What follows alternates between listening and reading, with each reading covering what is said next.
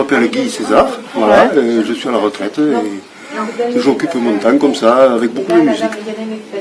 Eh bien, c'est venu parce que je l'ai déjà fait pour ma mère. Le seul moyen de communiquer avec elle, c'était le chant. D'accord. Alors c'est comme ça que j'allais la voir avec l'accordéon, on chantait l'automne des cerises, etc.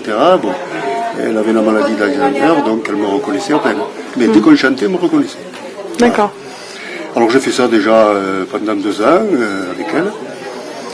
Et comme j'ai vu que ça a fonctionné pour les autres, on le fait ici sur Carmont. D'accord.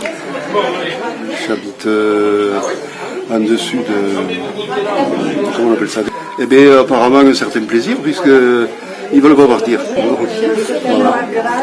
Et je sais pas, des souvenirs, je sais pas. Ça ne peut que faire du bien, hein, ça peut pas faire de mal. Je pense que oui, parce qu'on avait démarré dans une petite salle et, Oui. et voilà, maintenant... Plus de 40 personnes. Hein. Ouais. Donc je crois que ça plaît. Hein. Ah oui. Oh, mais ils aiment reconnaître aussi les chants d'avant, quoi. Ouais, c'est très intéressant. Ça les rajeunit, ça rajeunit. En fait, depuis l'ouverture de la maison de retraite, déjà à Loustal, on chantait. Donc les résidents avaient l'habitude de chanter et quand on a aménagé ici avec cette grande salle, là, on s'est dit, tiens, pourquoi on n'essaierait pas de mettre en place une petite chorale, mais comme ça, entre nous, pour faire plaisir aux familles, pour les fêtes de Noël, pour la fête des mères et tout ça. Et de fil en aiguille, en fait, on a commencé à demander à droite, à gauche, qui c'est qui aimerait venir chanter, des familles, participer et tout. Et il y avait une dame qui était venue nous faire... je ne sais pas comment elle s'appelait. Elle est venue chanter une fois en bénévole. Et en fait, elle lui a dit à Monsieur César, elle connaissait Monsieur César, et elle lui a dit, tu sais que là-bas, ils sont en train de chanter, ils ont monté une petite chorale, mais comme ça entre eux, pour les anniversaires, on les faisait déjà une fois par mois et tout. Et on faisait le soir aussi la veillée, donc on chantait, et on a mis ça en place.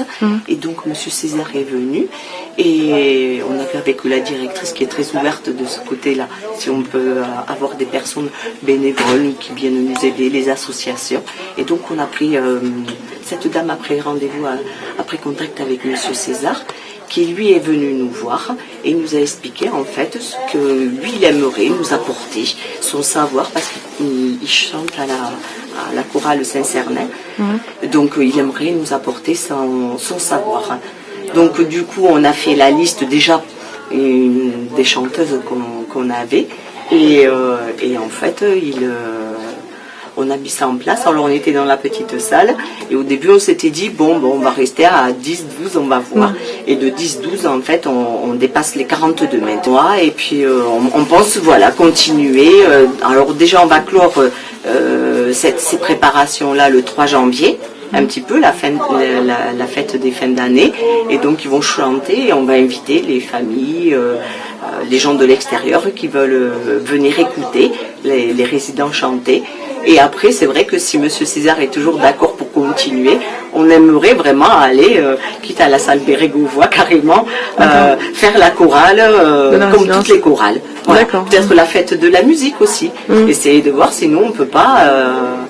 mais être au lieu d'être spectateur, en fait, que ça soit vraiment eux les chanteurs. Beaucoup de joie là, au début justement. Ils n'aiment pas si les 11 fériés, comme c'était férié, on n'a pas mis en place, bien sûr, parce que bon, comme Monsieur César est bénévole, on ne peut pas... non, voilà, il y a cette entrée, cette régularité, tous les lundis, on va chanter. Donc en fait, on a des repères un peu dans le temps, dans l'espace, et on se dit voilà, on sert à quelque chose, on va faire quelque chose. C'est pas simplement une petite activité comme ça. C'est on compte sur moi. Il y a quelqu'un qui vient, qui se déplace, on compte sur moi. Je sers à quelque chose. Je veux essayer de créer quelque chose. Parce qu'à tout âge, voilà, on peut créer, on peut apporter.